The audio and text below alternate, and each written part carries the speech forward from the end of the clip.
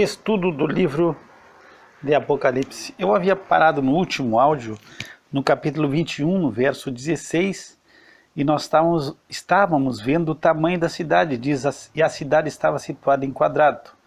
E o seu comprimento era tanto como a sua largura, e mediu a cidade com uma cana até 12.000 estádios.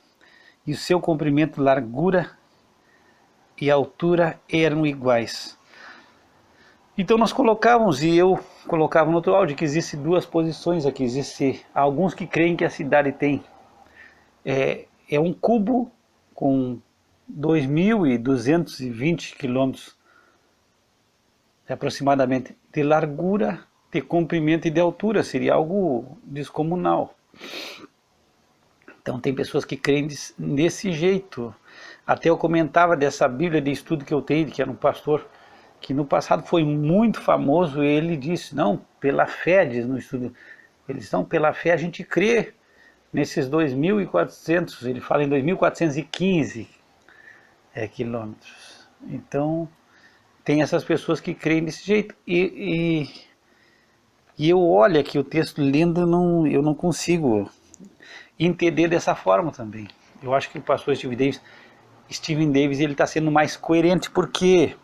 Porque diz assim, e mediu a cidade com a cana até 12.000 estádios. Então ele mediu a cidade como um todo. Ele não está dizendo aqui, ele mediu e a largura era tanto, e o comprimento era tanto, e a altura era tanto. Então ele mediu a cidade como um todo. Ele está dando as dimensões totais da cidade, não está dando parcial. Então eu acredito que essa cidade, na realidade, ela tenha 13 quilômetros de largura, 13 de comprimento, e ela é quadrada, e 13 de altura. Aí ficaria só a dúvida se é um cubo, que é uma caixa, 13, 13, 13, 13 de altura, da maneira que tu virar ela vai estar sempre do mesmo tamanho, ou como diz o pastor Steven Davis, que ela é de um estilo de pirâmide. Ele cria desse jeito, e até pelas construções do mundo antigo eram dessa forma. Vê o Egito, e diz que tem outras construções parecidas na China, no México, que foram encontradas em alguns lugares, Babilônia, há algumas construções parecidas. E o pastor Steven Davis ele levanta no seu estudo ele levanta outra teoria, coisas que a gente não conhece, que a Bíblia não diz, mas que poderiam ter acontecido. Nós lemos o Velho Testamento, não sabíamos que Abraão tinha conhecimento do dia de Cristo. Mas Jesus disse, olha, Abraão viu meu dia e exultou. Isso aí Jesus fala. Nós não sabíamos que Abraão esperava a cidade que desce do céu, cujo o arquiteto e artífice é Deus. Ele já sabia da cidade. A Bíblia, no Velho Testamento, não fala.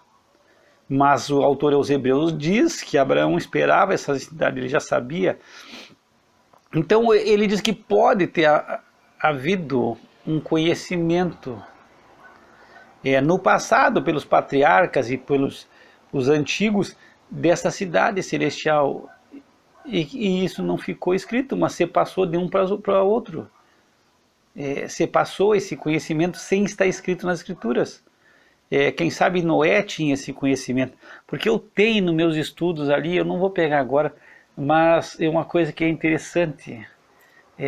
Noé, a gente não vê isso na Bíblia porque não está claro, mas eu tenho quase certeza, eu tenho ali, nos meus estudos, eu vou pegar, porque eu tenho ali, e eu vou ver, mas eu tenho quase certeza que Noé estava vivo quando Abraão nasceu.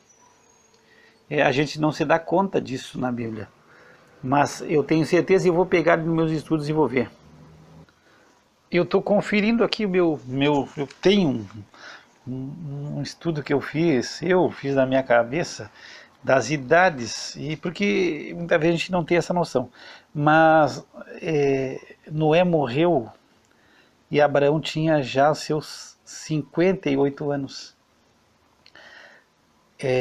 Se tu não faz esse estudo, esse cálculo, tu não te dá conta. Talvez tu acha que Noé e depois Abraão, e aí parece que eles não tiveram vivos os dois juntos. Não, 58 anos tinha Abraão E quem sabe ele nem tinha saído ainda de Ur dos Caldeus. Agora, eles se conheceram? A gente não tem, a Bíblia não fala. Poderiam ter se conhecido? Poderiam. Noé poderia ter conhecido Abraão, Abraão conhecido Noé, poderia. Mas a história, quem sabe o conhecimento dos fatos eles poderiam ter. Noé poderia saber sobre a cidade. Quem sabe os antigos poderiam saber antes do dilúvio. E esse conhecimento ter sido passado. E chegar até Abraão, porque Abraão esperava essa cidade. Isso é claro, isso a Bíblia fala. E sempre o homem construiu, e o pastor Stephen Davis diz, sempre o homem construiu cidades ou as suas construções para chegar até o céu, para adorar as estrelas, e são parecidos os formatos.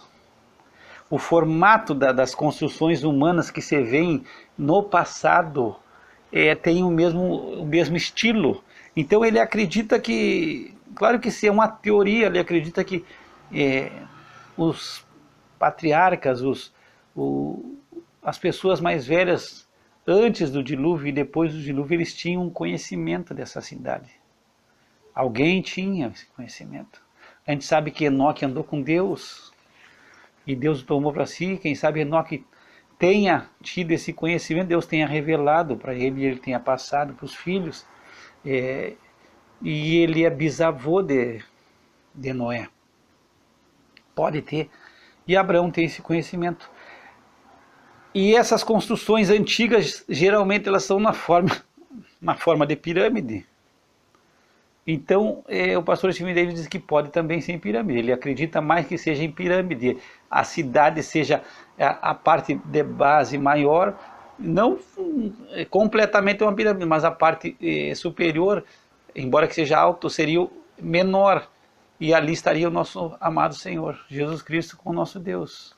Na parte superior, na parte mais alta da cidade.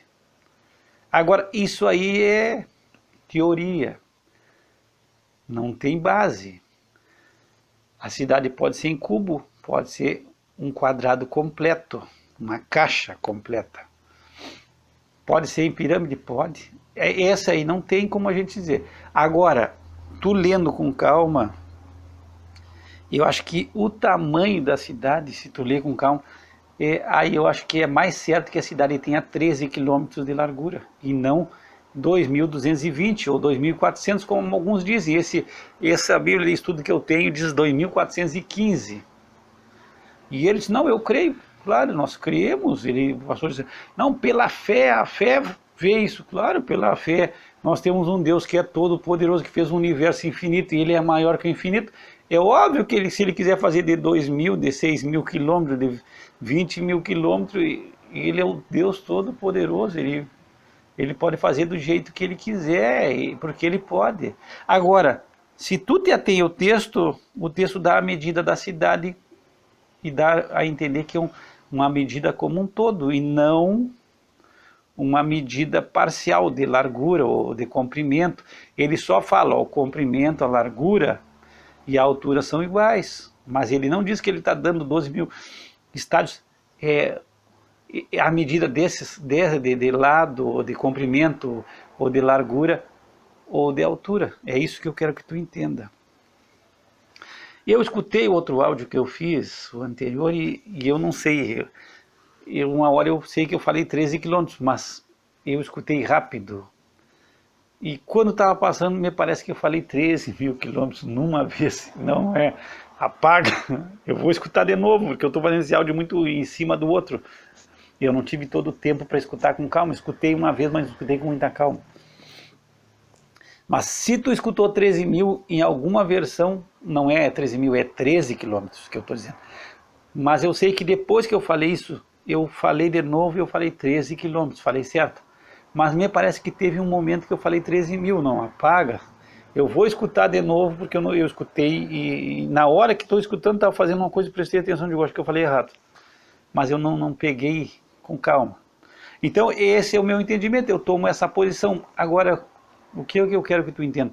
Isso aqui não faz diferença, nós não precisamos ser dogmáticos nem divisivos com essas coisas. Aqui é é entendimento, a gente está tentando ver uma coisa e eu estou te dando um parecer para te compreender. Agora, se tu disser não, para mim é de outro jeito, amém, não vai fazer diferença nenhuma. Não te preocupa, ou não vai te irritar ou ficar bravo porque tu crê de outro jeito. Isso aqui é uma coisa que nós não sabemos, nós podemos nos enganar, podemos até por uma letra, por uma palavra, a gente pode ter uma compreensão diferente, porque isso não vai fazer diferença nenhuma. Agora, quando nós estávamos falando do 7 e do 8, ali tem diferença, ali é furada. Ali nós temos que ser dogmático, é Cristo, é crer em Cristo, colocar fé em Cristo e não se achar que é melhor que ninguém. Ali não tem como dizer, tu crê de um jeito, tu crê que tu é o tal, que tu é melhor, ou que tu crê que tu não vai, ou tu crê que não é bem assim. Aí não, no 7 e no 8 que nós vimos sobre a diferença entre o céu e a terra, aqui tem que ser dogmático, aqui tu tem que ser, aí tu tem que ser certeiro, aqui é vida ou morte. Agora, a cidade é plana, a cidade tem edifício, aí não tem problema. Depois o negócio é estar na cidade, é estar salvo, é estar com Cristo, e isso é o que importa. Agora, vai ser esplendoroso, vai ser, e nós não vamos conseguir discernir o que João viu na plenitude, nós vamos só apalpar com umas escuras, assim, tentando ver alguma coisa. Mesmo quando a gente fala em 13 mil quilômetros de altura, já falei 13 mil, perdão, 13 quilômetros de altura, é algo descomunal. Por quê? Se diz que o maior prédio que existe, ou a maior edificação humana na Terra hoje, se encontra em Dubai, e ela tem 829 metros. Tu imagina, é um prédio, uma construção que sobe ao céu e tu olha quase 1 quilômetro para cima. Se nós aqui, eu não sei, aqui onde eu moro, dizem que vão construir o maior prédio aqui, eu acho que do Rio Grande do Sul, ou do Brasil, não sei. Acho que do Rio Grande do Sul, não, vamos exagerar também, querer que a cidade queira ganhar do país todo. Se diz, eu já ouvi isso aí. Então, mas jamais vai chegar nem aos pés dessa construção em Dubai, que é 829 metros. Se diz, eu não pesquisei, isso aí eu escutei num estudo, não vou poder, que o Monte Everest, que é a maior elevação que nós temos no mundo, ela tem uns 8,8 quilômetros. E é a maior elevação que existe no mundo. Não tem nada maior que o Everest. E a cidade ainda é mais alta do que isso.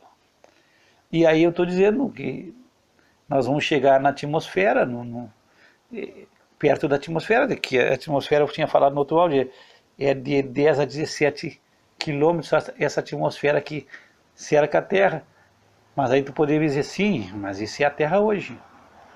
Quem sabe na nova Terra seja uma atmosfera maior, também pode ser muito maior do que agora. Então, eu só quero que tenham uma noção do hoje,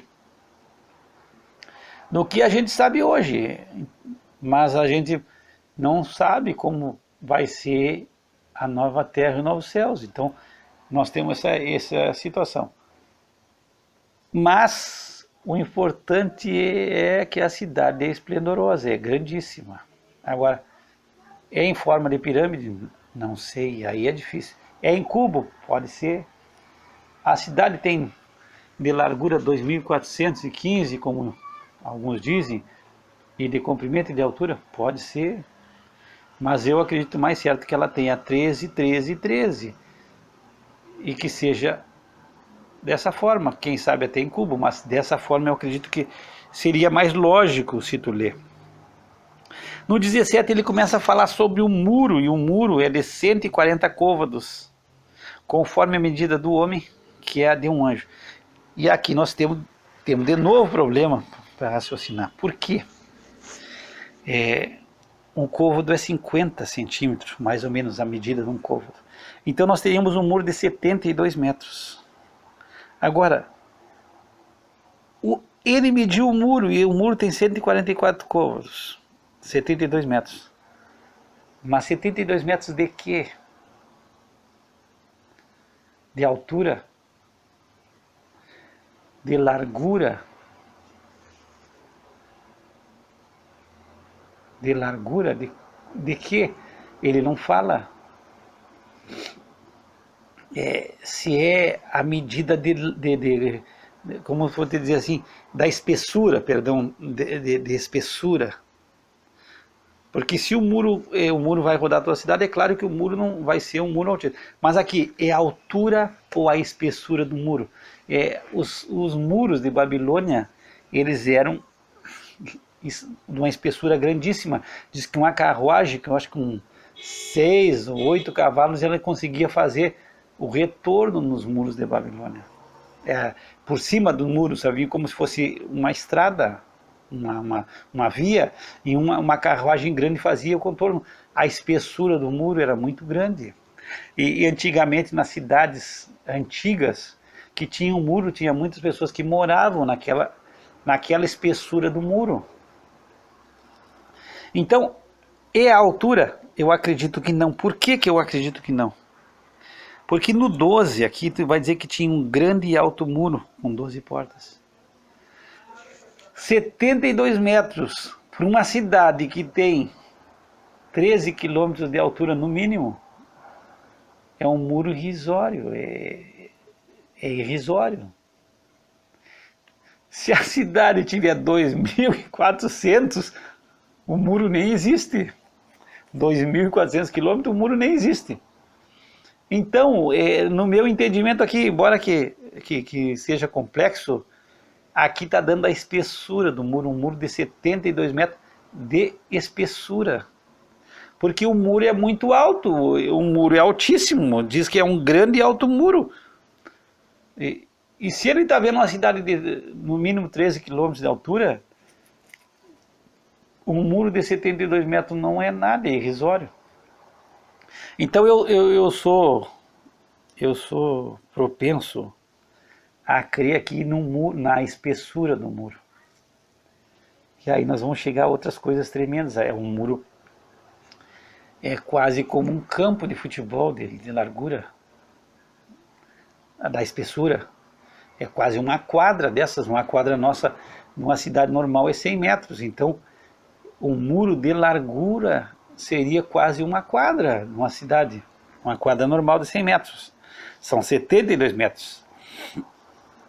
E aí ele começa com a construção desse muro, e ele vai dizendo que a construção do muro era de jaspe, e a cidade de ouro puro, semelhante a vidro puro. Bom, ouro puro, nós aqui nós não conhecemos, que quem sabe alguém tenha esse ouro puro. Nós conhecemos esse ouro nosso, que tu tem, quem sabe agora tu tá aí já conversando comigo, tu já olha para tua aliança e tu vê, não, essa minha aliança aqui é 18 quilates. Mas ela não é semelhante a um vidro puro, tu olha, é um metal. Agora esse aqui é um ouro puro. Então, a qualidade desse ouro quem sabe, nós não temos a condição de avaliar, nós que não temos conhecimento dos metais, assim, não somos conhecedores profundos de metais. Quem sabe tu, chegando aí na internet, tu pesquisando, tu vai ver, algum lugar deve ter pessoas que trabalham e têm condição e que tem um ouro que chega a uma pureza que a gente desconhece. Nós, que não temos condição financeira, nós desconhecemos. Mas aqui, quando está falando de ouro puro, quer dizer, não vai ter ouro mais puro do que esse. O muro é de jaspe, né? É de jaspe. E jaspe, eu já tinha dito, ela tem várias cores, diz que é uma variedade de calcedônia. Ela é vermelha opaca, ela pode ser amarela também, marrom ou verde, o jaspe, essa pedra, essa joia. Então aí pode ser um vermelho, um vermelho meio opaco, um marronzinho, um verde, mas o muro é desse, e é de ouro, a cidade é toda de ouro. Então, imagina toda a cidade construída de ouro nas dimensões dessa cidade. É ouro puro por tudo. Toda a cidade é feita de ouro. Tudo é feito de ouro. E diz que é como semelhante a vidro puro. Aí ele começa a falar sobre o fundamento da cidade. O fundamento do muro da cidade. Porque tu te lembra no 14 diz que o muro da cidade tinha 12 fundamentos. E aí ele vai dar os 12 fundamentos, quer dizer, as bases do muro. Que é um muro altíssimo. E tem uma base tremenda. E aí são 12 fundamentos desse muro. E aí ele começa a dizer que os fundamentos do muro da cidade estão adornados de toda pedra preciosa. Quer dizer, tudo que é pedra preciosa, Deus colocou aqui. Então, essa cidade brilha, é uma cidade dourada, é uma cidade espetáculo. De você ver o que João está vendo. E que em nome do Senhor Jesus Cristo um dia nós vamos poder ver, contemplar com os nossos olhos. E João está dizendo, e vi a cidade. Bom, eu vi a santa cidade.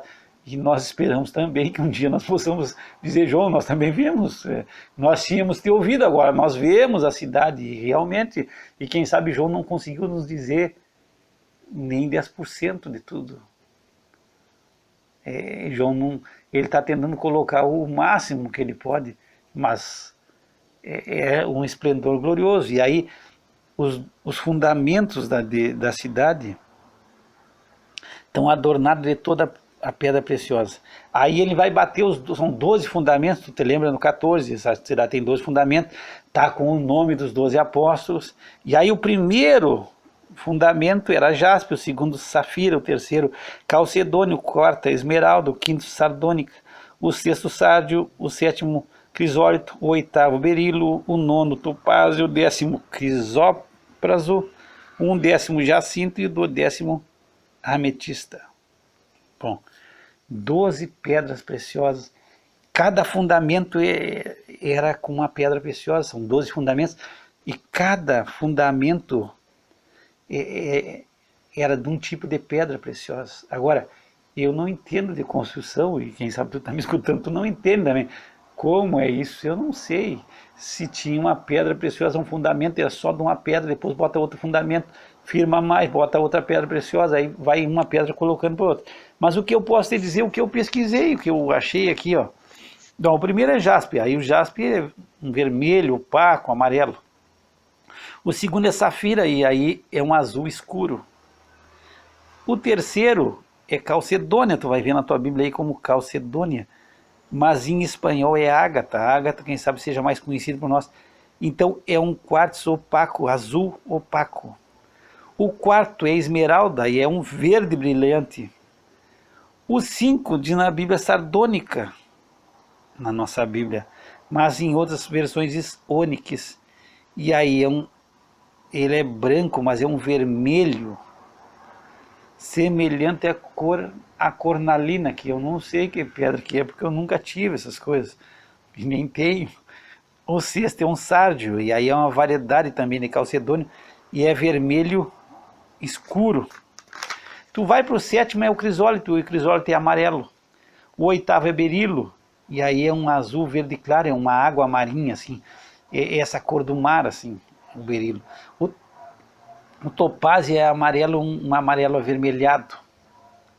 Ou rosa, transparente, e o topázio pode se manifestar várias cores. Depois tem o crisópraso. O crisópraso também é uma variedade do calcedônio, é um verde maçã. Depois o 11º é jacinto, é um vermelho transparente, pode ser marrom ou laranja. E o 12º é ametista, é um quartzo violeta azulado. Então essas são as cores, tu vai ver que são as cores que vão... esse é só o fundamento do muro.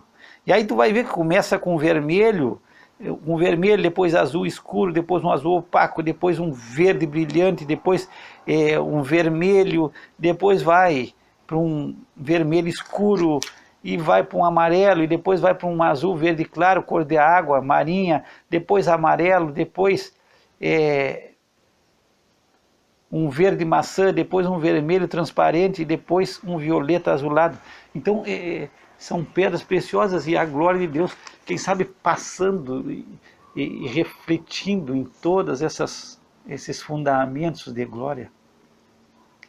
Mas é só riqueza, é só glória.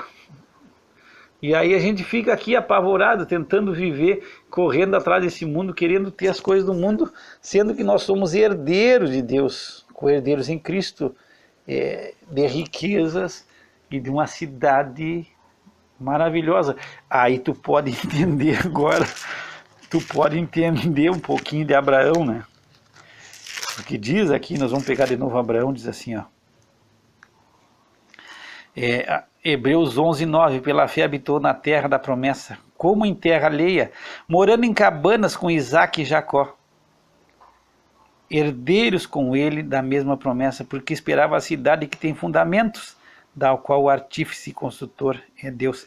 Então ele esperava essa cidade. Bom, agora a gente tem uma noção, se Abraão tinha uma visão dessa cidade, eu tenho certeza que ele não queria morar em outro lugar. Ele não queria, ele morou em cabanas, ele não era bobo. De bobo, Abraão não tinha nada. Abraão disse, o que? Eu estou esperando essa cidade. E bobo somos nós quando a gente se agarra a essas coisas nossas aqui. Eu estava no meu filho, no Paraná, visitando ele, e nós fomos colocar um aparelho que ele comprou na parede. E aí dizia assim...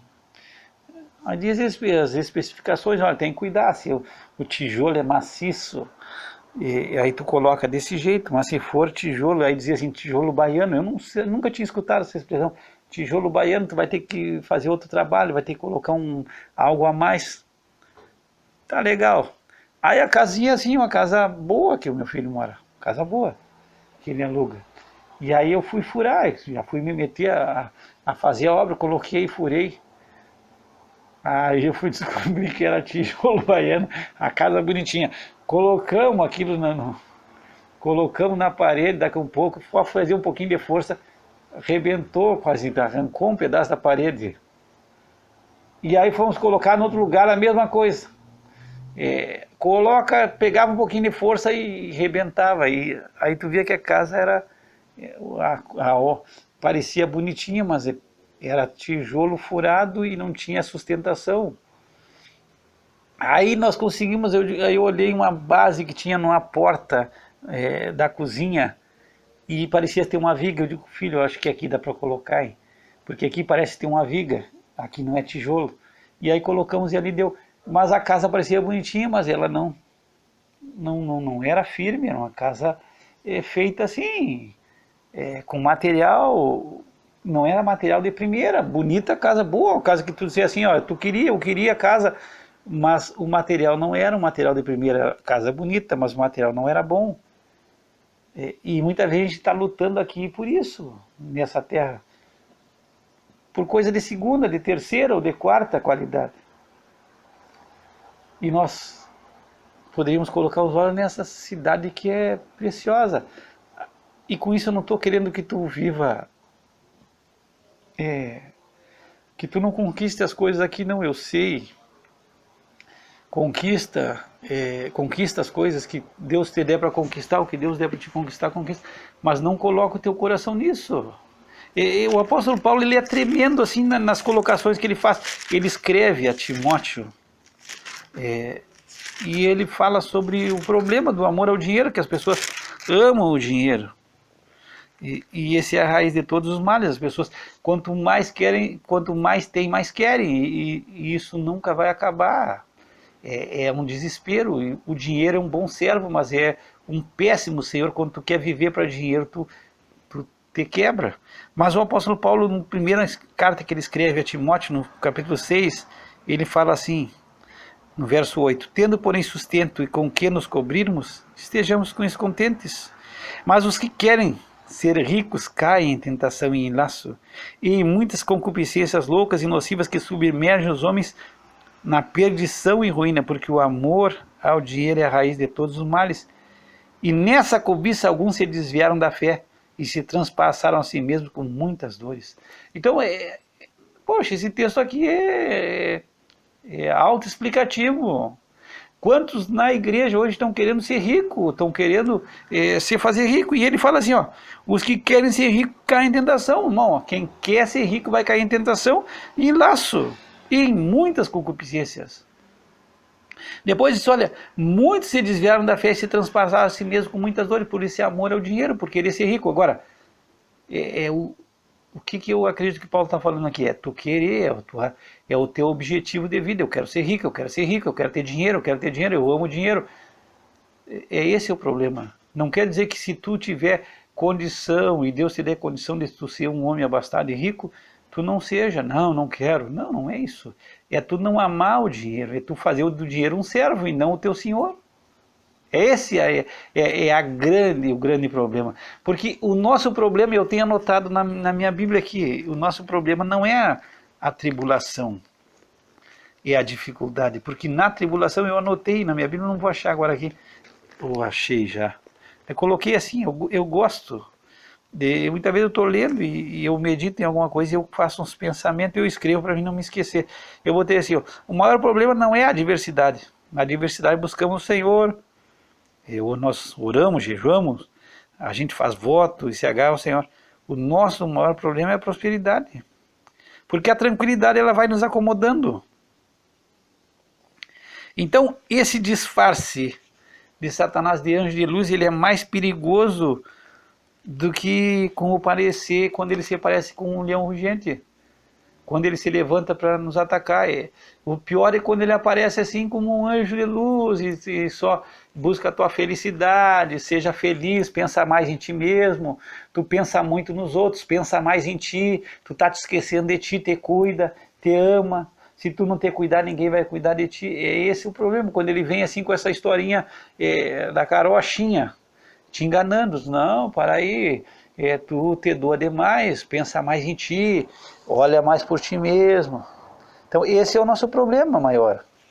Não é o problema quando ele se levanta e a adversidade, porque muitas vezes tu está com um problema de enfermidade, tu está orando, tu está buscando, tu está com um problema financeiro, tu está jejuando, tu está orando, e tu está com dificuldade. Talvez tu está vivendo na miudinha, só está vindo o maná, só o manazinho só, e tu está apavorado, mas tu não deixa de ir na igreja, tu não deixa de orar, tu não deixa de buscar, tu não deixa de chorar.